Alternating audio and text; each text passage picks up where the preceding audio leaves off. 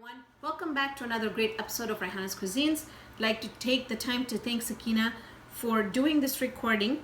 I really appreciate it, and I'm sure all the audiences appreciate it too because they get videos done. Anyways, today we are making my mom's parathas. I have other videos on parathas, but I was in Dallas the last week of December celebrating my birthday with my sister's birthday, and she made these and they were fantastic. They were so good, and I didn't even know that she made them like this. So I got firsthand to watch how she did it. My mom is an amazing woman. I can't stand here and speak. Even if I started, I'd probably take 24 hours. I mean, she's amazing. She's such a good cook, and I've learned so much from her. So thank you so much, Mom. So she has a technique of how to do it. So basically we are just going to bind the dough. I'll let you know what we're going to put in here. You want this dough to rest for about 20 to 30 minutes to get the optimal results. Now this paratha, we use white flour. She uses white flour. I made these parathas 3 times just to make sure that I got it down before I did the videos. All the videos really go through a vigorous testing in my kitchen before they go up. So when they come to you, you know, they are foolproof that they should work out. So here I have 2.5 cups of white flour. We're gonna be I have 1 cup of water. We'll see how much we need. I have 2.5 tablespoons of olive oil that we're gonna be using in there. Just a little bit of salt to taste. Now these are gonna be pan fried in olive oil. Now I know that I have not done a video of pan frying parathas, but these are super worth it. So if you have them once in 6 months, you know, I know they're pan fried, but they are pan fried in olive oil, and they are super delicious. Let's get started. Salt or nimak, olive oil, के जैतून तेल,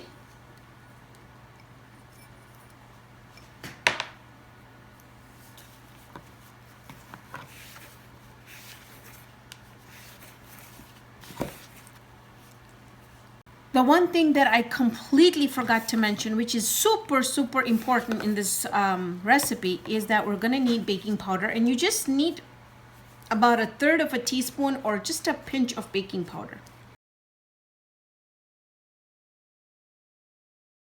See here that I added about 1 cup of water plus 2 tablespoons of water. So 1 and 2 tablespoons of water.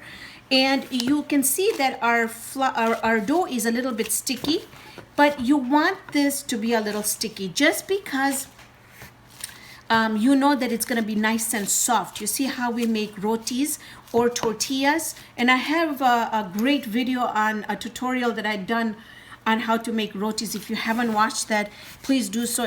It's a really good tutorial. It'll show you how to make, you know, the rotis round and all the tips in there. So you know, and I also have a tortilla video. So see, now it's pretty nice and soft. You can see that it's a little sticky, but after we let this rest for about 20-30 minutes, you'll see how beautiful this dough is going to be. So lastly, I'm just going to add a little bit of olive oil on it, just a little bit. I'm gonna cover it up in olive oil and then cover my bowl and let this rest for about 20 to 30 minutes. Our dough has been resting for about 30 minutes, and I want to show you what it looks like. See how soft it is? Beautiful. So now I'm just making sure that I have the dough is absolutely velvety, beautiful dough. You just want to make sure that you have them all kind of even, and if you're really precise, you can get your scale out, but I'm not that precise. And what you want to do is you just want to make rounds just like that.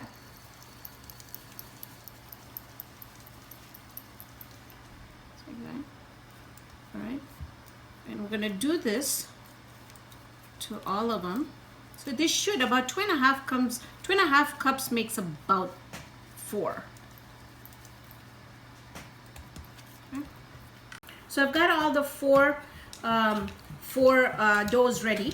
Now what I'm going to do is I'm going to show you how she does, where we're going to start seeing a lot of layers, beautiful layers. And I know I have another video on layered parathas. That's become a very popular video, and if you would like, there's a little different way of, there's thousands of ways to make parathas. Honestly, there's so many ways, and I kind of like to show all sorts of ways because sometimes you're stretched for time, so you kind of want to do another way, or if something works, you know, this might not work for you, something else might work for you. So I like to show you. So there's not like one way of making parathas. There's thousands or hundreds of ways to make parathas, and different flavors as well. So you want to get this one doesn't have to be like complete circle because we're going to cut it anyways. All right, but you want to have it a little bit thin, and you want to make it big enough so we can get 4 parts from this. All right, so now we're going to take our olive oil and we're just going to drizzle some right on top, just like that. Now we're going to spread the olive oil, making sure that the ends also get coated with olive oil, just like so. Now at this time, if you wanted to add paprika, or if you wanted to add some kind of condiment on it, like the tanas, or if you want to add black pepper to it, go ahead and do it, because I've done it that way too, and they turn out really, really good. I love the one with black pepper. All right, so now we're gonna sprinkle some flour on it. Now don't go rubbing the flour, just let it be. Just, you know, if you're gonna sprinkle it with your fingers and then let it be. And then we're gonna make 4 sections, and they don't have to be completely the same size. You know, you just got 4. Now we're gonna start from the bottom here, and we're gonna start rolling it. Stretch, roll, stretch, roll, stretch, roll. So the more you stretch this, the more you're gonna get layers in it. Okay, so we started from this side, so now we're gonna put it the opposite side. Again, stretch, roll, stretch, roll. And when you stretch it, you want to make sure that you stretch from here. Okay, if you stretch just from here, you're gonna start getting they're not gonna be even. So you want to hold it like this, so you're actually stretching it. Okay, so now we're gonna go again the opposite way. All right, so goes here again, stretch the whole thing. See? All right, take the top. I'm just gonna close. See, if you don't stretch it, you're gonna have like uneven. This is gonna be short, then you're gonna have long, you're gonna have short. So that's why it's important to. Okay, so now again we're gonna go the opposite way. Stretch, roll, stretch, roll, just like that. Boy, I feel like I'm exercising, except the parathas are exercising. All right, so you see how now I have a nice paratha, and if you see, you will see that there is layers in it. See how there's layers in it? Now we're gonna let this rest. I have one that I did earlier, and we're resting that one as well. You see how many layers you can already see in it? And this one has rested quite a bit. I wish you could feel it. This one is so nice and soft. This one's a little bit stretchy. Like if I were to knead this right now, it would elasticize in a sense that it would become smaller, like shrink. So you don't want that to shrink. So what I am going to do is I'm going to go ahead and roll all my parathas the same way. When we come back, I'm going to show you, I'm going to be using a Circulon deep pan. I love Circulon. I've switched to Circulon. I just love the way it heats, and I just love cooking with it. So I'm doing this in a Circulon frying pan. It's a little bit bigger. The reason is when you put your paratha inside, you're gonna have a little bit space on the side so you can pick up the oil and drizzle it on top of the parathas. So that's important to do, and that's why I'm using a bigger vessel here. So let me go ahead, finish the other 2 that I have. When we come back, we're gonna deep fry these in olive oil, and I'm gonna show you all those amazing layers in this paratha. So I wanna show you here, I've got some started, but I wanna show you, look at all those layers. Look at how those beautiful layers, all right? Because we let it rest, now it's just beautiful, all right? So now I'm gonna show you the technique of frying this is just as important as the technique that we used to make the the way we made it, like the way we cut it and the way that we rolled it. And I've got one here, but I'm just it's almost done, so just bear with me just a little bit.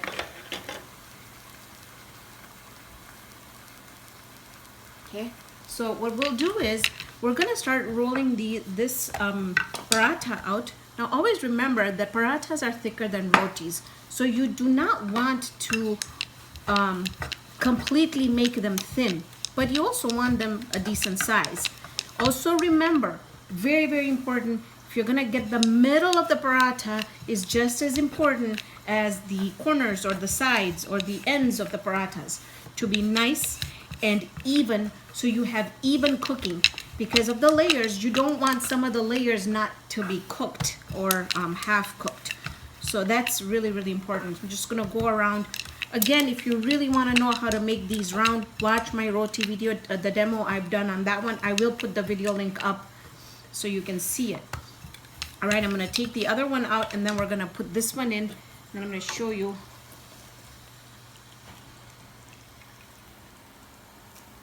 All right. Now, that one was just a little bit more crispy. I'm having to make parathas on this tabletop one is a little bit tricky. So we're gonna take this, we're gonna slowly add it to the oil. Just be very careful. Be very, very careful.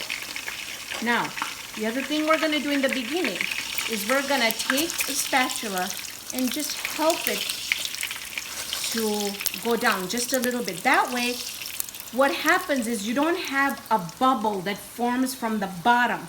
So it's gonna cook everything, but that bottom middle part, it's not gonna cook because it is a bubble. So now we kind of pushed it down. I can see some coloring on the ends of the paratha. So at this point, I'm just gonna take my oil. Remember how I told you that we needed a bigger vessel? This is the reason why. And if you can see here, look at that. So we're opening up all those layers by doing this. So basically, this is the trick. You know, it's very easy to open up a recipe book and get the recipe, but I feel that the recipe is just as important as the technique that is used to not only fold these parathas, but also make sure that they are cooked in a way that all those layers are just gonna kind of start separating. And I can also see the layers right there. If you want to cook this a little bit more, you can, but it's up to you. I have some in the family that like it cooked a lot. I have some in the family that don't like it cooked a lot, just perfect. So this one we're gonna be having is just perfect, and I can see that it has risen, and that baking powder, just that pinch of baking powder has really helped to give it that little bit of oomph that it needed to kind of lift up and be really nice, thin and airy.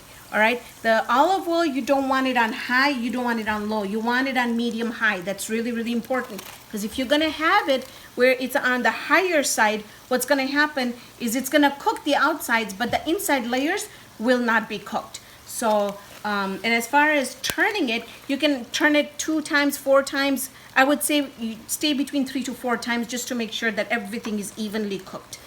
So see how that is just beautiful. So I'm just gonna go ahead and take this one out. And you wanna make sure that you wanna hold it with the tongs to make sure that the extra olive oil drips out. And then you also wanna make sure that you have a rack that is that has a paper towel on it, so it will soak up all the extra parathas. Now I'm gonna let these cool before we go cut into it. So I'll be back, I'll finish this, I'll be back and I'll show you, we'll cut into this and I'll show you all those amazing layers in there. So the true test is breaking into one of these. And my mouth is watering because I love parathas and I can eat them with anything. Give me Nutella, give me butter and jam, give me curries, give me just chicken or something, I'll fill it in there and I'll have it. I love parathas. So now, and this is one paratha that I can actually say that I was so satisfied with making it. So when we break into it, look at how it's just separating. Okay, so you can see here, see how it is. And I don't like crushing them. I just don't. So we'll break into this one just like this, and you will see again that we have all these layers. Look at how beautiful these layers are. And as far as having this, I am so excited to have this. I have to have my drink with it. So, oh my gosh. Crispy on the outside. It's got just the right amount of salt. And super soft and velvety inside. It's like you can just, you know, start playing with layers. Look at how, see that? Beautiful. So,